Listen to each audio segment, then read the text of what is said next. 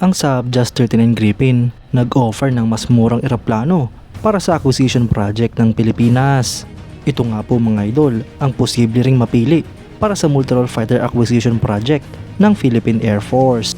Yan ang pag-uusapan natin, pero bago yan, kung bago ka lang sa aking channel, huwag mong kalimutang mag-like, subscribe at i-hit mo na rin ang notification bell button para lagi kang updated sa mga bagong videos natin.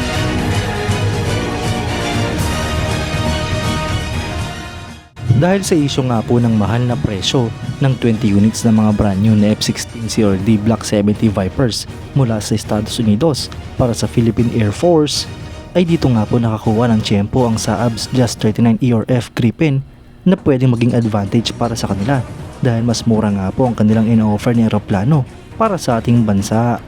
Ayon sa Saab, ang Gripen ay merong unrivaled weapon system na dinisenyo upang mag-deliver ng unparalleled versatility at firepower na may 10 hardpoints at access sa best-in-class modern weapons na sinorse out globally.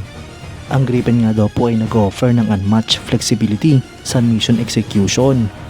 Ang seamless integration capabilities nga po ng eroplanong ito ang mag-aalaw daw sa Pilipinas na mamili at ma-incorporate ang gusto nitong weapons at ensure ang optimal operational efficiency. Dahil nga raw po sa Gripen mga idol ay kayang i-achieve ng Pilipinas ang air supremacy dahil kaya nito magdala ng iba't ibang klaseng mga armas, partikular na ang mga missiles tulad ng anti-ship missiles. Ang Gripen nga raw po mga idol ay gumagawa ng advanced game-changing capabilities at real deterrent factor para sa Pilipinas. Bilang parte ng original na Horizon 2 phase ng Revised Armed Forces of the Philippines Modernization Program, ang Philippine Air Force ay nagkaroon ng multi-role fighter acquisition project na layuning makapag-purchase at mag-induct ng at least 12 units ng mga multi-role fighters at maging premier air combat aircraft ng Pilipinas. Ang proyektong ito mga idol ay nilipat na nga po ngayon sa Horizon 3 ng AFP Modernization Program. Ang end user ng proyektong ito mga idol ay ang 5th Fighter Wing ng Philippine Air Force kung saan tatanggap sila ng at least 12 units na mga brand new multi-role fighter aircrafts. Ang proyektong ito mga idol ay may budget na mahigit sa 60 billion pesos o 1.2 billion US dollars.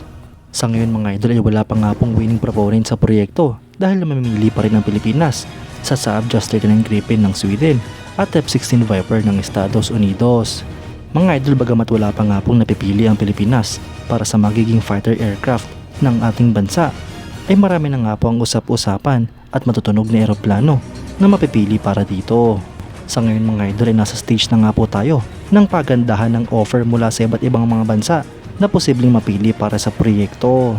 Noon na nga po nating naibalita mga idol ang offer ng Estados Unidos dahil pinayagan na nila na magbenta ng 20 units ng mga brand new F-16s para sa Pilipinas. Bukod pa dyan mga idol ay handa nga rin daw pong tumulong ang Amerika upang mas mapabilis at mas mapamura ang ating bansa.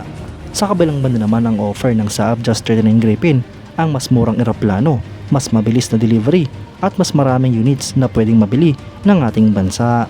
Kayo mga idol, anong masasabi nyo? Comment down below for your thoughts and opinions. At yan nga lang po ang pag-uusapan natin ngayon mga idol. Maraming salamat sa panonood. Huwag nyo rin kalimutang mag-like at subscribe bilang suporta sa ating channel. Mabuhay kayo mga idol!